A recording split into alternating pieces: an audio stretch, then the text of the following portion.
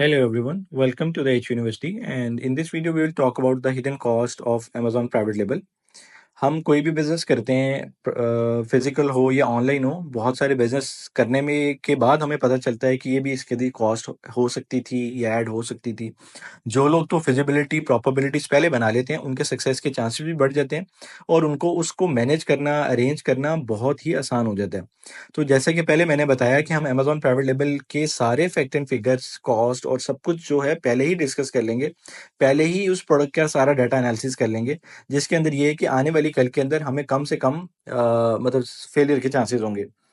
और अक्सर हम वीडियोस देखते हैं कि वीडियोस के अंदर दिखाया जा रहा होता है हमें कि हमारी एक दिन की 30-40,000 डॉलर सेल है और एक मंथ की हमारी $1,000,000 सेल है। ठीक है, वो सेल्स कर रहे हैं या वो एडिट कर रहे हैं, जो भी कर रहे हैं, तो उसके अंदर हमें बहुत सारी कॉस्ट जो आने वाली मैं आपको अभी बताऊंगा कि ये सारी हिडन कॉस्ट उसके अंदर शामिल होती है, जो आपको पता लगने के बाद अब आपको आइडिया हो जाएगा कि ये सब कुछ अमेजोन हमसे चार्ज करता है और क्यों करता है।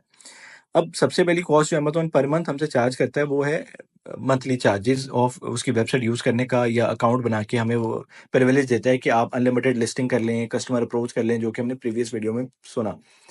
अब अब हम कोई भी प्रोडक्ट जब सिलेक्ट करते हैं, चाहे वो लंच बॉक्स है या स्टेशनरी की कोई भी आइटम है, तो अमेज़न ने फुलफिलमेंट कॉस्ट का एक पूरा स्ट्रक्चर हम अपनी वेबसाइट के ऊपर दिया हुआ है कि अगर आपके प्रोडक्ट 300 ग्राम है या 3 केजी है तो उसके ऊपर क्या कॉस्ट आएगी, या 4 केजी है उसके ऊपर क्या कॉस्ट आएगी, या प्रोडक्ट की लेंथ अगर आपकी डायमेंशन 15 इंच है तो क्या कॉस्ट आएगी। हर चीज़ का डायमेंशन का फुलफिलमेंट कॉस्ट के अंदर अमेज़न ने हमें शेयर किया हुआ है कि आप अपनी प्रोडक्ट चूज़ करने से पहले यहाँ पे एवरेज कॉस्ट आप चेक कर लें।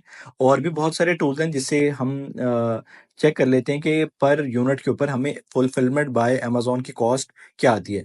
फुलफिलमेंट बाय अमेज़न क्या होता है ये भी मैं आपको बता चुका, वो ये है कि अमेज़न एक प्रोडक्ट को पिक करता है, पैक करता है और कस्टमर तक डिलीवरी देता है और उसके रिटर्न्स मैनेज करता है, और जो भी मसले-मसाइल है अमेज़न खुद उसको मैनेज कर रहा होता है। उसके बदले में एफबीए कॉस्ट लेता है, हमसे चार्ज करता है। अब सेकंड फीस जो हमसे अमेज़न चार्ज करता है वो है रेफरल। ठीक है, एफपीए फीस सपोज हमें $4 पड़ी एक प्रोडक्ट के ऊपर या $10 पड़ी। अब रेफरल फीस, अब हमारी कोई भी प्राइस है, सपोज हमारी $100 प्राइस है तो 15% अमेजोन हमसे चार्ज करेगा, उसका $15 हमसे चार्ज करेगा। अगर $10 है तो $1.5 चार्ज करेगा। तो अमेजोन ने हमसे 15% रेफरल चार्ज करना है। कुछ कुछ कैटेगरीज के अंदर, ब्यूटी कैटेगरी के अंदर या दूसरी कैटेगरीज के अंदर अमेजोन का चार्ज 10% से भी बिलो है, लेकिन ये अमेजोन रेफरल हमसे लाजमी चार्ज करता है। अब ये दो चार्जेस हो गए जो एक प्रोडक्ट के ऊपर पड़ते हैं।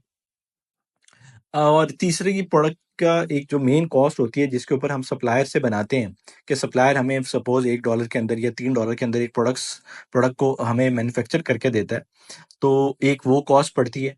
ठीक है, अब उस प्रोडक्ट को हमें बेहतर बनाने के लिए, सपोज एक स्टेशनरी की आइटम है, हम उसको एक प्लास्टिक के बैग के अंदर दे रहे हैं। दूसरी चीज़ ये है कि हम उसको एक बैग, एक अच्छे बैग के अंदर हम दे रहे हैं, जो कि खूबसूरत है, प्रिंटिंग हुई हुई है और सब कुछ हुआ हुआ है, उसकी अच्छी ब्रांडिंग हमने की हुई है, पैकेजिंग की हुई है, तो उसके अंदर दे रहे हैं।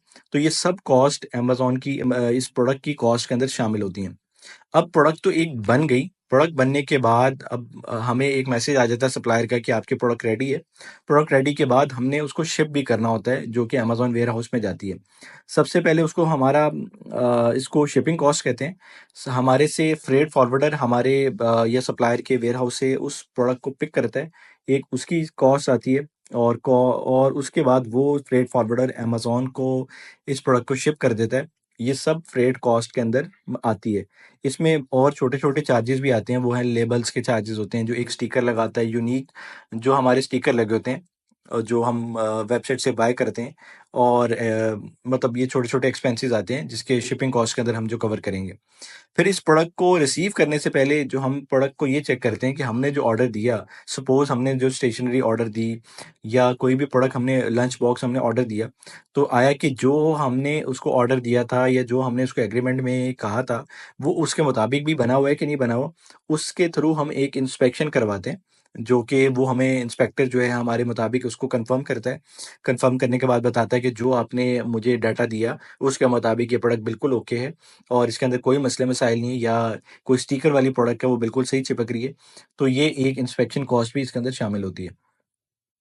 अब हमारी प्रोडक्ट शिप करने के बाद अमेज़न वेयरहाउस के अंदर, अब यूरोपियन में तो ये तो मिसाल के तौर के ऊपर, या फ्रांस की मार्केट में, जर्मन मार्केट के अंदर फ्रेट फॉरवर्डर हमसे हमारी इन्वेंट्री को भेज देता है। तो वहाँ पे बेचने के बाद इन यूरोपियन मार्केट्स के अंदर हमें 20% वैट पड़ता है, ठीक है? और अगर हम यूरोपियन के यूके नेशनल हैं, तो हमें चार्ज उसके मतलब थ्रेशोल्ड अमेज़न दे देता है। और यूएस के अंदर हमें ऐसा वैसा टैक्स नहीं पड़ता, लेकिन दूसरी तरह के टैक्स पड़ते हैं। ये सब कुछ हम डिस्कस करेंगे, और ये सारे टैक्स इसके अंदर पड़ते हैं एक प्रोडक्ट कॉस्ट के ऊपर। अब अगर अभी तो अमेज़न के ऊपर जो भी इन्वेंट्रीज़ हम भेज रहे हैं, जो हमारी प्रोडक्ट रेडी होती है सप्लायर के पास, वो सारी की सारी अमेज़न के पास भेज रहे हैं। लेकिन अगर अमेज़न हमें अलाउ नहीं कर रहा होता हमारी प्रोडक्ट को, अगर हमारी इन्वेंट्री ज़्यादा है या हमारी सेल्स ऐसे इतनी नहीं है, तो हम क्या करते हैं कि हम वो किसी न किसी वेयरहाउस के अंदर उस स्पेसिफिक कंट्री के अंदर भेज देते हैं उस प्रोडक्ट को, ठीक है? और वो उस वेयरहाउस के अंदर जाती है, उस वेयरहाउस की भी मंथली कॉस्ट हमें ऐड होना शुरू हो जाती है, ठीक है? और उसकी स्टोरेज फीस हमें पड़ना शुरू हो जाती है, जो कि वेयरहाउसिंग एंड स्टोरेज फीस के अंदर आता है।